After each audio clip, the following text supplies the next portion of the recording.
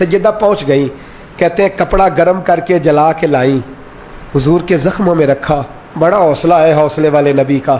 فرماتی ہیں گیلا کپڑا کر کے لائیں، اس سے حضور کے چہرہ انور سے خون کو صاف فرمایا۔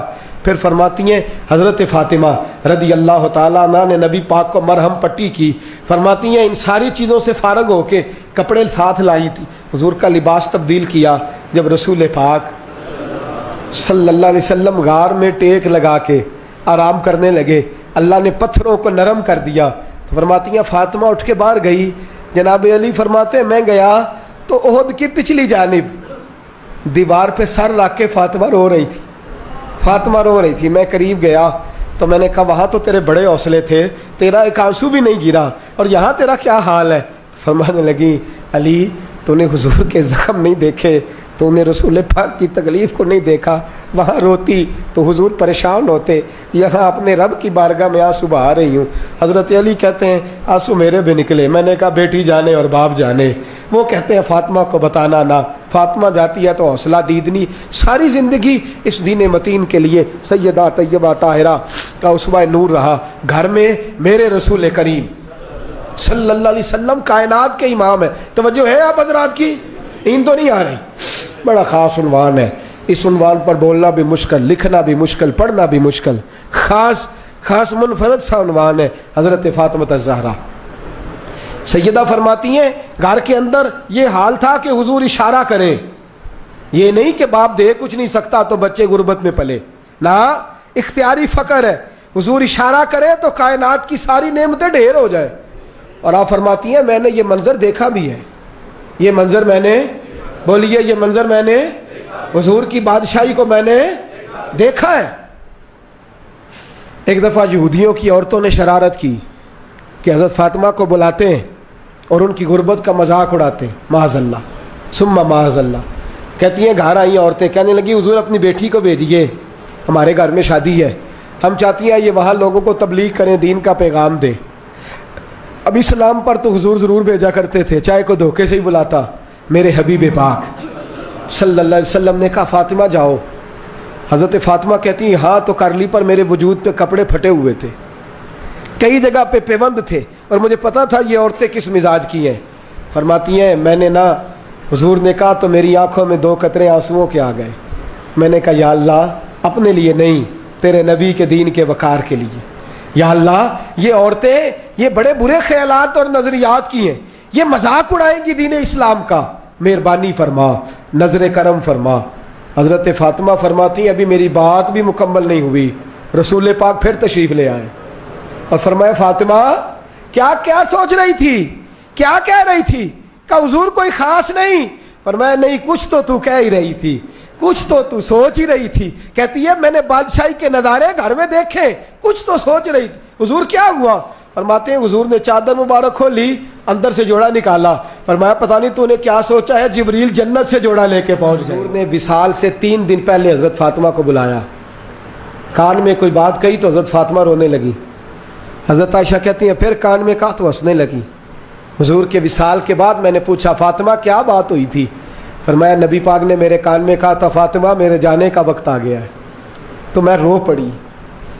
پھر حضور نے فرمایا جنت میں تو سب سے پہلے مجھ سے ملاقات کرے گی، تو فرماتی ہیں میں ہنس پڑی۔ حضور کا وصال ہوا۔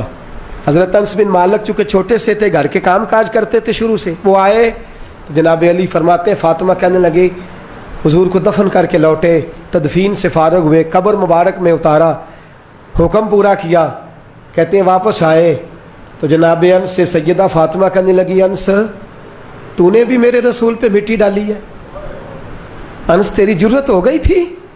فرماتے ہیں اس وقت فاطمہ کا پہلا آنسو گرا، اور پھر 6 مہینے حضور کے بعد حیات رہی، میں نے اس کے آنسو ہی گرتے دیکھے۔ لوگ سو جاتے، وہ حضور کے روضے پہ جا کے بیٹھ جاتی، کہتے ہیں میں سمجھاتا بہلاتا، لیکن فاطمہ کہتی علی صبر اپنی جگہ، کرم اپنی جگہ، اور میں تجھے کیا بتاؤں، بہن بھائی پہلے سارے چلے گئے، والدہ پہلے چھوڑ گئی، اب حضور علیہ الصلاۃ والسلام نے بھی پردہ ڈال لیا ہے، مجھے چار اور جانب کچھ دکھائی نہیں دیتا۔ کہتے ہیں 6واں مہینہ تھا حضور کے وصال کو۔ ایک دن مسکراتی ہوئی فاطمہ گھر آئی روزے سے رات کو بچوں کے ساتھ، تو شیر خدا کہنے لگے میں نے کہا فاطمہ بڑے دنوں کے بعد مسکراتے دیکھا، کیا بات ہے؟ تو کہنے لگی علی آج میری آنکھ لگ گئی تھی، مجھے حضور خواب میں ملے ہیں، تو مجھے حضور نے کہا تو روتی کیوں ہے؟ تو میں نے کہا محبوبہ میرا دل نہیں لگتا۔ تو فرمایا بیٹی تیاری کر، تو میرے پاس آنے والی ہے۔ حضرت علی فرماتے ہیں بس فاطمہ بیمار ہوئی، چند دن گزرے تو مجھے بلایا اور کہنے لگی علی وقت جانے کا آ گیا ہے، یہ علی کے گھر کی ہے عزت علی سے سنتے، نبی کے گھر کی ہے عزت نبی سے سنتے، وہ جس نے معزز کیا گھرانے کو، حسین پال کے جس نے دیا زمانے کو، جانے کا وقت آ گیا ہے۔ علی پہلی بات تو یہ ہے کہ حضور کی نواسی جناب امامہ سے شادی کر لینا، وہ حضور کو بڑی پیاری ہے، اور دوسری بات یہ ہے کہ میرے حسن حسین ان کا خاص خیال رکھنا، اور تیسرے لفظ کہے تو حضرت علی تڑپ کے روئے، کہنے لگی میں نے وقت گزارا ہے، آپ کی حقوق میری ذمہ داری تھے، میں انسان تھی بھول جاتی تھی، اگر مجھ سے کہیں کوئی کمی رہ گئی ہو تو مجھے رضائے الہی سے درگزر کرنا، کہیں میں حضور کے سامنے جا کے شرمندہ نہ ہو جاؤں۔ شیر خدا کرم اللہ تعالیٰ وجہ الکریم فرماتے ہیں میں نے ہاتھ تھاما اور میں نے کہا فاطمہ علی کا بڑا مرتبہ تھا، پر جو تیری نسبت سے کمال تھا وہ تیرا ہی تھا، تو کیسی بات کرتی ہے، تو نے تو حد کر دی، شہزادی ہو کے میرے گھر میں خادموں کی طرح رہی۔